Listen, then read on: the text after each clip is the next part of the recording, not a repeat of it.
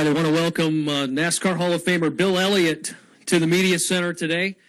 My name is Brian Nelson. I'm the current president of the National Motorsports Press Association, and we are inducting Bill into the NMPA Hall of Fame tonight here in Darlington. So we wanted to bring him in for some congratulations. And as you know, Bill had a 37-year career as a driver in the NASCAR Sprint Cup Series, few as a team owner, accumulated 44 wins, which makes him 16th on the all-time wins list. He won twice the Daytona 500 and has 3 Southern 500 victories right here in Darlington.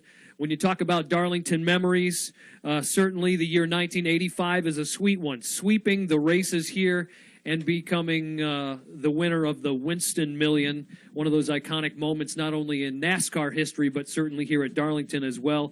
And, of course, Bill, the 1988 championship, 1988 champion with 22 top 10s in 29 races, 15 top 5s, and 6 victories. And certainly when it comes to the NMPA, one of our key things is the most popular driver award, and Bill is the record holder with 16 victories, thanks to the fan votes there. So we want to welcome Bill to the Media Center, and Bill being inducted tonight into the National Motorsports Press Association Hall of Fame. Certainly other halls of fame that you're already a member of, but tell us a little bit about your thoughts of tonight's festivities. Well, really fantastic. I mean, it's just been, you know, I go back to the start of my career and, you know, where it all ended up here today. And, you know, I wished a lot of my family was here to help celebrate all this, because they were such a part of it, between my mother and dad and, you know, Dan and Ernie, and what they contributed throughout the years and the things that we did. And, you know, especially Harry Melling and the things that he did while he was with us. And, but you look back on so many people that helped you along the way. And I was just watching the race there with Terry Labonte winning the race and thinking of through that whole deal. And I can remember that race very well. We ran well that day and had actually an oil leak late in the race and ended up falling out of the race, which at most of the times during the day I ran either in front or behind Terry, right there around him all day, and he ends up winning the race by the way that it all fell. But, you know, you look back on your career and all the things that's happened, and, you know, it's just an honor to be here and a part of this. And for me, it's just, for me, I was a small part of a big deal that went on there out of Dawsonville, and I'm very proud of the guys and everybody that worked hard and supported the effort, the things that they did throughout the years and helped me. It was like one of the guys told me, he said that you just validated what we did throughout all those years. And I think that's a part of it. I think this validates my career and the things that we accomplished, and, you know, not only myself, but as far as the whole family is concerned. And you've got a lot of history here at Darlington. We mentioned 85, and then the 3 Southern 500 victories. Is there any sentimentality to you coming into this throwback-themed weekend and thinking back on your history here? Well, unfortunately, I hadn't seen any of the cars. A lot of people have asked me, and I just have literally drove in a few minutes ago, and I wanted to see what was kind of going on, and I'm looking forward to seeing it because, like I said a minute ago, it was so much a part of my early career and the things that happened here. And, you know, Darlington always meant a lot to me. It had such a presence as far as where it ranked among the racetracks, especially before I ever came here. And, you know, all the stories you heard and all the things you did, and then you showed up and you did the Unical rookie part of it, and you had to do the orientation and the driving test and all the stuff that you did. And it was just such a, I can remember it like it was yesterday. I mean, and the things you had to, as nervous I was the night before to come in to have to do that the next day, and the things that you went through. And but I always enjoyed the racetrack. I really love this place. I love racing here. I loved a part of it. You know, the fans here was great. One of my best friends, Chris Giannis, owned the Coors distributorship here in Florence.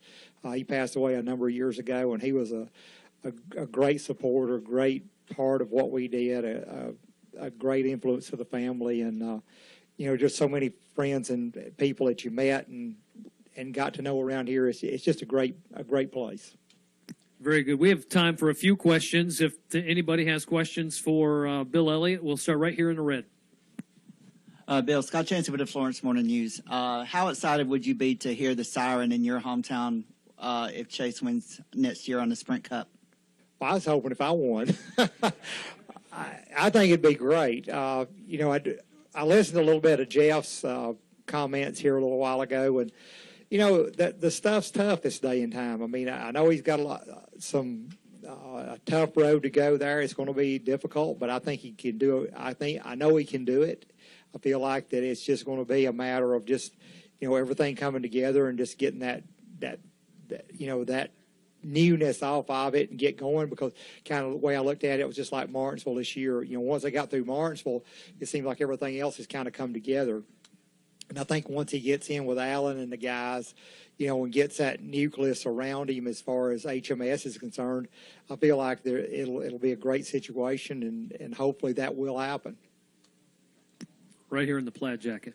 Jordan Bianchi, SBNation.com. I was wondering, did you know in advance that Chase was going to be running a throwback scheme this weekend, and what were your thoughts when you saw it? Well, he talked about it, and I have not seen it yet. I may have, I can't recall. I think I've seen a picture of it, but I hadn't seen the car yet. So I'm looking forward to seeing it here in a few minutes. All right, we got Kenny Bruce, got Chris, and Jim Utter. Kenny Bruce, NASCAR.com. Bill, Chase has talked before about watching your races on tape, and that was VHS. Yeah. I was wondering the 85 win here. Did you ever go back and watch that race? And what did you see? I never watched the whole race. I watched bits and pieces of it, and it was kind of really crazy the way the thing unfolded. And I've said this a lot of times. I mean, even during the race, I wasn't the car to beat that day. Earnhardt ran well, Harry Gant ran well, Cale ran well. There was another couple there, and they all beat themselves. And that's one thing we tried not to do that particular weekend. I made this comment before. I brought back the car that I won here in the spring that didn't race again since that spring race. We totally dismantled it, went through everything with a fine-tooth comb, making sure we had no failures, because that we were not going to beat ourselves. I felt like we could have probably built a newer, better car at that particular time, but we just felt like that. We had something. We had one here in the spring. We felt like if we came back with that particular car, it would be where we needed to be. And the car wasn't as quick as it could have been, but at the end of the day, we survived, and the rest of the guys didn't. Chris, Jim Utter, Hill Overton. Chris Knight, catchfence.com. Bill, Chase is often described, he just often is really hard on himself, like harder than any driver that I've ever seen before since covering the sport. Do you talk to him about being so hard on himself, knowing that he's going to make mistakes and he's going to learn from those mistakes, and he's got to just keep his head high and move forward? Well, I think once he gets away from it, I think he realizes that and sees it. At the point in time in the heat of the battle, yeah, he's a little hard on himself, and I kind of see that. But hey, if you're going to win, you got to be hard on yourself. I mean, you're the one that you got to lay down with every night. And like I told him the other night, I said, I've beat myself up a lot of times over a lot of races. The things that I should have done or didn't do or whatever. But yet you've just got to get through it and continue on. I mean, I can think back. I can remember the race here. I was leading with 4 or 5 laps to go and running the wall into turn 1, which is now turn 3, and losing the race to Richmond, with 2 or 3 or 4 laps to go.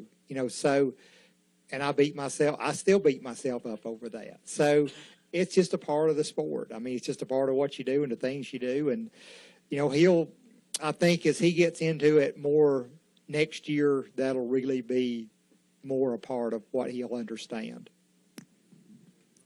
Jim Utter. Jim Utter, motorsport.com. Christopher actually took my question, so I'll ask you. Oh, really?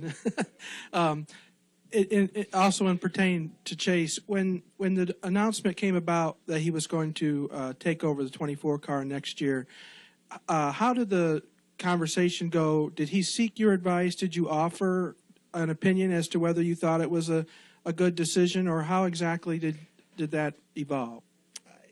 I really don't know exactly how it all evolved. I mean, everything kind of came together very quickly with first piece of the puzzle was Jeff retiring, and then the next piece of the puzzle was who were they going to put in a 24 car, and then with everything that went on last year, I think that was kind of the mindset of where he was going to end up.